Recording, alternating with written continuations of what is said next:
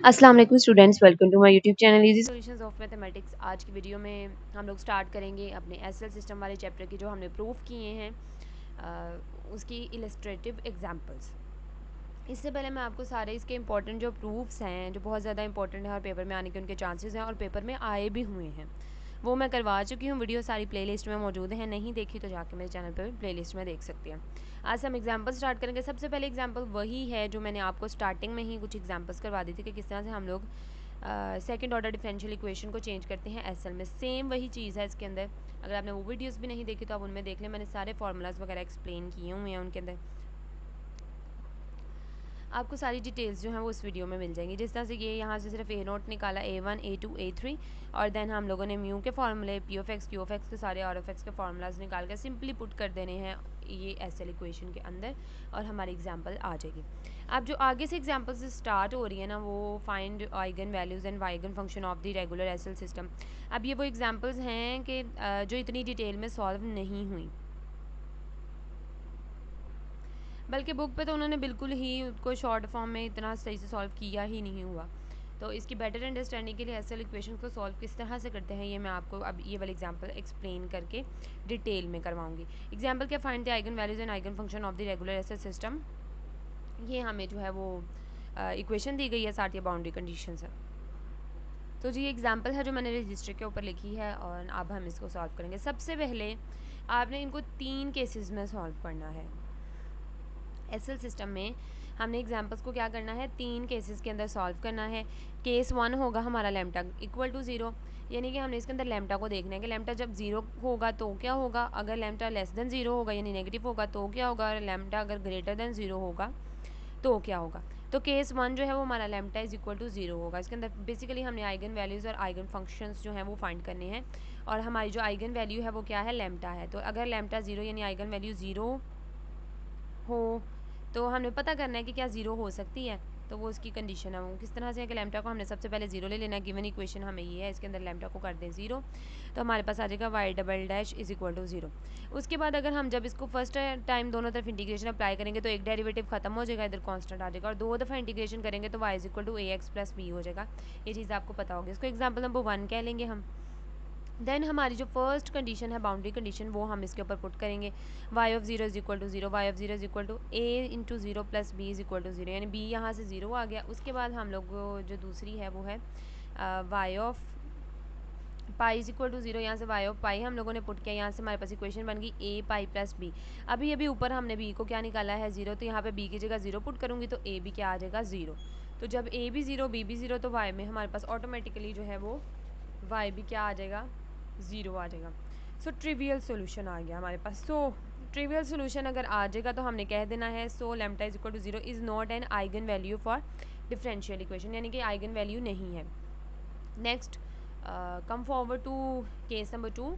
Case 2 क्या है हमारे पास, lambda less than 0। Lambda less than 0 का मतलब है कि let lambda is equal to minus, lambda less than का 0 है कि लैम्डा जो है हमारे पास नेगेटिव है।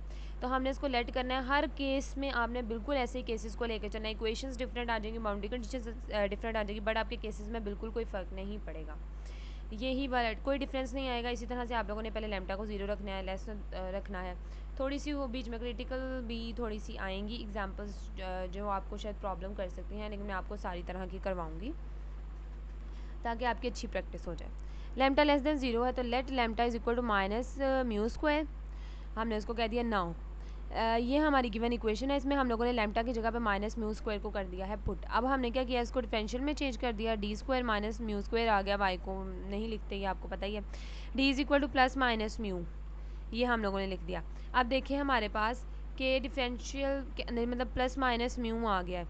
तो डिफरेंट हमारे पास जब रूट्स आते हैं, रियल रूट्स आते हैं, डिफरेंट रियल रूट्स, तो हम लोग उसमें क्या करते हैं, क्योंकि ये कोई कम्प्लेक्स नंबर नहीं है म्यू, तो उसका सोल्यूशन हम लोग इस तरह से लिखते हैं कि y of x is equal to C1 exponential की पावर म्यू एक्स, और यहाँ पे भी C2 और एक्सपोनेंशियल की पावर माइनस म्यू एक्स लिखते हैं। इसको इक्वेशन नंबर 2 कह लिया। First condition y of zero is equal to 0 है हमारे पास, यहाँ पे हम लोगों ने पुट की, यहाँ से हमारे पास जो है वो आ गई, एक ये आ रही है और एक ये आ रही है। आप दोनों में से कोई सी भी यूज़ कर लें। अब सेकंड हमने कंडीशन ऑब्वियसली दोनों बाउंड्री कंडीशंस अप्लाई करके तो हम लोग इक्वेशन बनाएंगे, वैल्यूज़ निकालेंगे। तो दूसरी हम लोगों ने इसके ऊपर अप्लाई कर दी। तो y of pi is equal to 0 and is equal to c1 exponent की power mu of pi plus c2 and exponent की power minus mu of pi, ये आ गई हमारे पास। अब इसमें क्या हुआ है, अब हम लोगों ने यहाँ पे c1 भी था c2 भी था, तो यहाँ पे मैंने c2 की जगह पे माइनस c1 पुट किया। वैसे आप लोग चाहें तो c1 की जगह माइनस c2 भी पुट कर सकते हैं, कोई फ़र्क नहीं आएगा। c2 की जगह पे मैंने माइनस c1 को यहाँ पे पुट कर दिया, c2 की जगह पे माइनस c1 आ गया, और यहाँ से मैंने c1 को कर लिया है कॉमन। ये सारी वैल्यू क्या है हमारे पास, इधर मल्टीप्लाई हो रही है और ऊपर से रियल भी है, तो दूसरी तरफ जाकर डिवाइड होगी। c1 की वैल्यू क्या आ गई 0। जब c1 की वैल्यू 0 आ गई है तो c2 में c1 की वैल्यू पुट करें यहाँ पे, तो c2 की भी 0 आ जाएगी। देन अगेन c1 भी 0 है, c2 भी 0 है, तो y ऑफ x भी हमारा क्या होगा, 0 ही होगा वो भी। ये यहाँ पे मैंने बता दिया कि ये हमारा c1 है, ये भी 0, और ये हमारा c2 है, ये भी क्या हो गया 0। So y of x is equal to 0। ये भी क्या है, ट्रिवियल सॉल्यूशन है। Hence lambda less than 0 is not an eigen value. साथ आप लोगों ने बता दिया कि लैम्डा लेस देन 0 यानी कि लैम्डा जो नेगेटिव है ना, वो हमारे पास आइगन वैल्यू नहीं है। इक्वल टू 0 भी नहीं है हमारे पास, और लेस देन 0 भी हमारे पास जो है वो आइगन वैल्यू नहीं है। केस नंबर 3 पे आ जाते हैं। हमारा जो है वो lambda greater than 0। Lambda greater than का 0 का मतलब है कि लैम्डा जो है यानी कि वो बड़ा है, पॉजिटिव है। तो लैम्डा ग्रेटर देन 0 का मतलब है कि हम लोगों ने एज इट इज़ जैसी हमारी इक्वेशन दी गई है ना, हमने उसको उसी तरह से लेके हम लोग चल पड़ेंगे। यानी कि पहले नेगेटिव था तो हम लोगों ने माइनस म्यू स्क्वायर को लेट करके यहाँ पे नेगेटिव वैल्यू पुट की थी। 0 था तो हमने 0 पुट किया था। अब क्योंकि ग्रेटर देन 0 और कोई स्पेसिफिक कंडीशन नहीं बताई गई, इसके अंदर केस 3 के अंदर यही आ रहा है कि बस ग्रेटर देन 0 है, यानी पॉजिटिव है, तो ऑलरेडी पॉजिटिव है, तो हम लोग जिस तरह इक्वेशन दी गई है उसको उसी तरह से सॉल्व करेंगे कि हम लोगों ने आइगन वैल्यू को हर तरीके से देख लिया है। उसके बाद डी स्क्वायर प्लस लैम्डा है। डी स्क्वायर है, ये लैम्डा इधर प्लस का है, दूसरी तरफ जाके माइनस का हो जाएगा। D is equal to plus minus iota under root lambda आ गया हमारे पास। अगर मैंने यहाँ पे कहीं इसको पाई बोल दिया हो तो या म्यू बोल दिया हो तो उसके लिए आई अपोलोजाइज, क्योंकि वो कभी कभी निकल जाता मुँह से। ये लैम्डा है। अभी आ गए हैं कॉम्प्लेक्स नंबर्स हमारे पास। प्लस माइनस कॉम्प्लेक्स वैल्यूज है, तो कॉम्प्लेक्स का हम लोग सोल्यूशन इस तरह से लिखते हैं कि कांस्टेंट नंबर 1, यहाँ आप ए भी यूज़ कर सकते हैं, एक्स वाई जो आपको सूट करता है वो कर लें। c1 कॉज ऑफ फर्स्ट और प्लस c2 साइन ऑफ हमारे पास जो अंडर रूट लैम्डा जो हमारा दिया गया है उसको कर देते हैं। फर्स्ट कंडीशन बाउंड्री कंडीशन है वो हमारे पास है y of 0 is equal to 0, और सेकंड है y of lambda y of mu y of pi is equal to 0। तो उसको हम लोग करेंगे पुट। तो उसके अंदर y of 0 is equal to 0, यहाँ पे c1 कॉज ऑफ x की जगह पे 0 एंड साइन ऑफ यहाँ पे 0, तो ये आ गया हमारे पास c1 इज इक्वल टू 0। उसके बाद y of pi is equal to 0, y of pi is equal to 0 and c1 cos of under root pi, यानी यहाँ पे जहाँ जहाँ पे x है वहाँ पे सिंपल पाई पुट कर दिया हम लोगों ने। उसके बाद अब हम लोगों ने यहाँ पे क्या किया, c1 हमारा क्या आया है, 0 आया है। c1 0 आया है, तो यहाँ पे c1 की जगह पे भी आपने उसकी वैल्यू को 0 पुट कर देना है। c1 को हमने 0 पुट कर दिया तो हमारे पास रह गया c2 sine of under root lambda pi is equal to 0। c2 अब यहाँ पे तो c2 0 होगा, या हमारे पास sine of under root lambda pi 0 होगा। अगर c2 0, if c2 is equal to 0 then y is equal to 0 trivial solution. तो ये तो अब बिल्कुल पॉसिबल नहीं है कि पहले केस में भी हम लोगों ने जब लैम्डा को 0 किया तब भी ट्रिवियल सोल्यूशन, सेकंड में जब लेस देन किया तब भी ट्रिवियल सोल्यूशन। तो अब ट्रिवियल सोल्यूशन तो नहीं ना पॉसिबल, हमें तो अब आइगन वैल्यू चाहिए। तो हम लोगों ने c2 को बिल्कुल भी 0 नहीं करना, हम लोगों ने क्या करना है, साइन अंडर रूट लैम्डा पाई को जो है वो 0 कर देना। अब उसको हम लोग करेंगे 0। ये इस तरह से अब साइन अंडर रूट लैम्डा पाई को हम लोगों ने कर लिया इज इक्वल टू 0। यहाँ से under root lambda pi is equal to, यहाँ पे ये साइन है, दूसरी तरफ जाके इन्वर्स हो जाएगा, sine inverse of 0 under root lambda pi is equal to n pi. तो अब यहाँ से क्या होगा, पाई पाई से हो गया कैंसिल, तो lambda is equal to n square आ गया हमारे पास। तो ये क्या आ गई है हमारे पास, आइगन वैल्यू। ये आ गए eigen values for n is equal to 1 2 3 and so on हम लोगों ने कर दिया। ये lambda is equal to n square eigen values है हमारे पास, इसको हमने लिख दिया। नेक्स्ट, अब ये हमारे पास सॉल्यूशन था ना इसका। अब उसमें से हमारे पास जो c1 था वो क्या था, 0 था।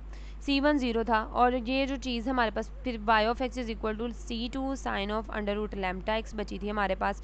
उसको अगर हम लोग जर्नल फॉर्म में, ये c2 था, अब अगर आप लोग चाहें ना तो आप लोग ऐसे ही लिख के इसे कह दें आइगन फंक्शंस, इसको आप आइगन फंक्शन कह दें। लेकिन अगर हम इसको चाहें तो वो क्योंकि यहाँ पे 2 है तो हम इसको जर्नलाइज, क्योंकि ये n है हमारा जो आइगन वैल्यू है वो n है। तो अगर हम आइगन वैल्यू की जगह पे यहाँ पे n पुट कर दें, अंडर रूट से कैंसिल हो जाएगी, तो साइन एन एक्स आ जाएगा। चाहे तो पुट कर लें, चाहे तो ना करें, चाहे तो ऐसे ही बता दें। तो लिख तो वो ये जर्नल फॉर्म में ही लिखी जाएगी, क्योंकि आइगन वैल्यू बी जर्नल है, उसकी वैल्यू भी आगे तक जा रही है, और आइगन फंक्शन जो है वो हमारा वो भी ज़ाहिर है आइगन वैल्यू उसके अंदर आएगी ना, तो वो मौजूद है। आइगन वैल्यू यानी लैम्डा उसके अंदर मौजूद है, तो वो भी जर्नल फॉर्म में लिखा जाएगा। तो उसको हम चाहें तो कांस्टेंट है, तो हम चाहें तो उसको C2 लिख दें या Cn लिख दें, कोई फ़र्क नहीं पड़ता। और यहाँ पे मैंने लैम्डा n कह के, और ये हमारे पास आइगन फंक्शन है। ये सारी जैसे कि बुक पे सारी डिटेल्स दी हुई हैं। बुक वालों ने असल में ना कुछ ज़्यादा केसेस सॉल्व भी नहीं किए, उन्होंने सिर्फ जो वो वाला केस सॉल्व किया जिससे वैल्यू नहीं कर रही है, लेकिन आपने सारी डिटेल बतानी है, तभी आपको लॉन्ग क्वेश्चन के नंबर मिलेंगे और तभी एग्जामिनर इम्प्रेस होगा। अदरवाइज़ बुक पे तो उन्होंने टू दी पॉइंट चीज़ें बताई हैं और सिंपल कॉन्सेप्ट्स दिए हुए हैं, तो उस तरह से आपने सॉल्व नहीं करना। होपफुली आप लोगों को इस एग्जाम्पल की समझ आएगी। इससे फर्दर जितने भी इंपॉर्टेंट एग्जाम्पल्स हैं वो करेंगे, उसके अलावा एक्सरसाइज के भी काफ़ी क्वेश्चन प्रैक्टिस के लिए जितने भी हो सके हमसे पॉसिबल करेंगे। इस वीडियो से रिलेटेड कोई ऐसा पॉइंट है जो आपको समझ नहीं आया, कमेंट सेक्शन में आप मुझसे पूछ सकते हैं। मेरे चैनल को सब्सक्राइब करें, वीडियो पसंद आए तो प्लीज़ वीडियो को लाइक करें, चैनल को सब्सक्राइब करें, ताकि हर वीडियो का नोटिफिकेशन आपको मिल सके, और अपने फ्रेंड्स के साथ ज़्यादा से ज़्यादा मेरी वीडियो को, मेरे चैनल को शेयर करें। Thank you so much.